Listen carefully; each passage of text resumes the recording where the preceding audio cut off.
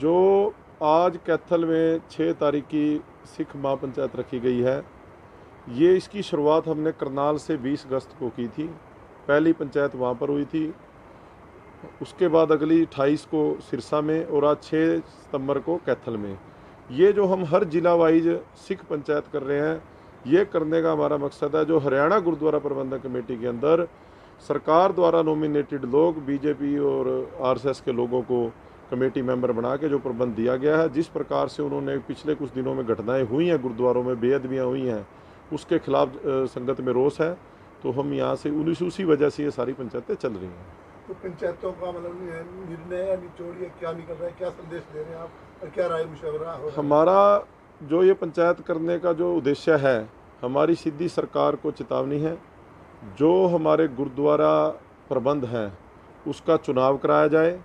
चुनाव होकर elected body ही चुनकर मेंबर बने, वो चुने हुए संगत के मेंबर ही गुरुद्वारे का प्रबंध चलाएं, ना कि सरकार के नॉमिनेटेड मेंबर। सरकार के नॉमिनेटेड मेंबर या सरकार के एजेंट हमें अपने गुरुद्वारे में नहीं चाहिए। हमें सरकार से यही अपील है, भाई जल्दी से जल्दी गुरुद्वारा कमेटी का इलेक्शन करा दें, ताकि संगत समूह सिख संगत हरियाणा की अपने चुने हुए नुमाइंदे चुन सके और वो मेंबर ही इस प्रबंध को चलाएं, वो ही अपना अध्यक्ष चुने। ये उसी के लिए हम पंचायतें कर रहे हैं, हर जिला वाइज करेंगे।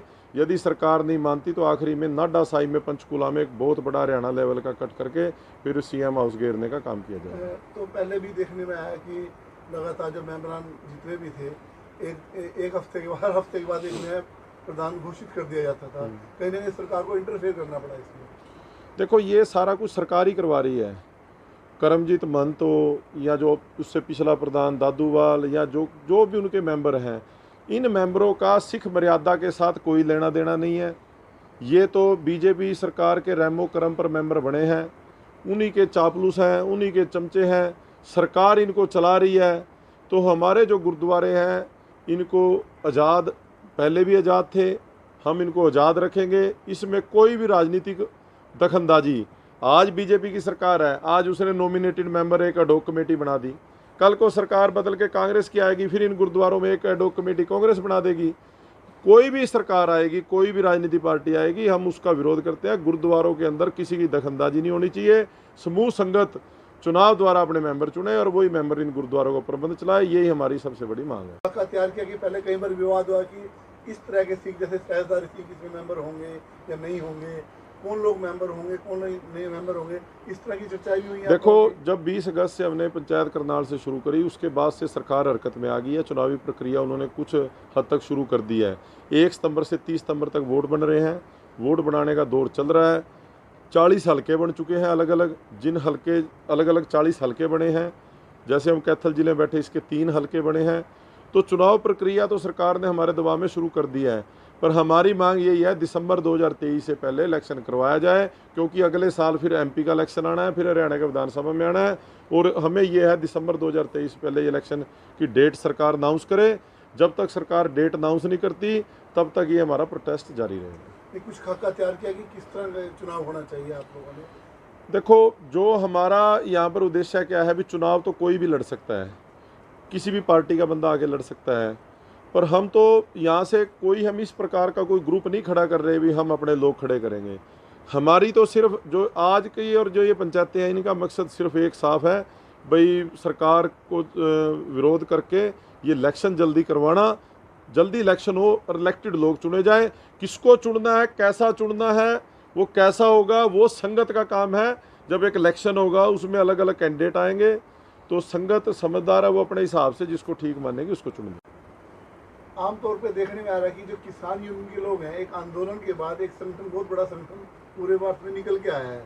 हर जगह पंचायतों में कहीं जाओ तो फैसले किसान यूनियन वाले करवा रहे हैं। अब आप गुरुद्वारे के चुनाव में भी आप लोग आवाज़ उठा रहे हैं, तो कहीं आगे चुनाव लड़ने का विचार है, आप लोगों नेता बनना चाहते हैं या फिर और कुछ मकसद आता है? देखो, जो किसान यूनियन से जुड़े हमारे लोग हैं, जो मेन हर ज़िले से, पहली मीटिंग में ये चीज़ हम तय करके चले थे, हमारे में से कोई इलेक्शन नहीं लड़ेगा। हम तो निस्वार्थ इस काम में आए हैं। उसके 2 बड़े कारण हैं। देखो, हमारे धर्म के हमारे ऊपर 2 कर्ज हैं। पहला कर्ज तो है, हमने इस धर्म में जन्म लिया है। दूसरा कर्ज है, यदि हम किसान यूनियन से जुड़े हुए लोग हैं, अभी जो हमने किसानी आंदोलन जीता उसमें सबसे बड़ा जो योगदान रहा हमारे गुरुद्वारों का रहा, लंगर व्यवस्था का रहा। आज हमने 13 महीने गुरुद्वारों के लंगर छक के हमने इस आंदोलन को जीता है, तो ये हमारे ऊपर बहुत बड़ा कर्ज है। यदि ये गुरुद्वारे इन सरकारों के अंडर चले गए तो हमारे जो आगे प्रोग्राम होंगे तो इन गुरुद्वारों से लंगर नहीं मिल पाएगा, कोई इन गुरुद्वारों का योगदान नहीं रहेगा। तो उस सभी सिस्टम को बचाने के लिए हमें आना पड़ा। उसके लिए भी हमारे लोगों ने, हमारी संगत ने हमारे पे दबाव बनाया। भाई दूसरे जो देखो, ये लड़ाई लड़नी तो उन्होंने थी जो गुरुद्वारे कमेटी के पुराने, चाहे वो हरियाणा कमेटी थी, चाहे वो अकाली दल बादल था या कोई और ग्रुप था, ये लड़ाई उनकी थी।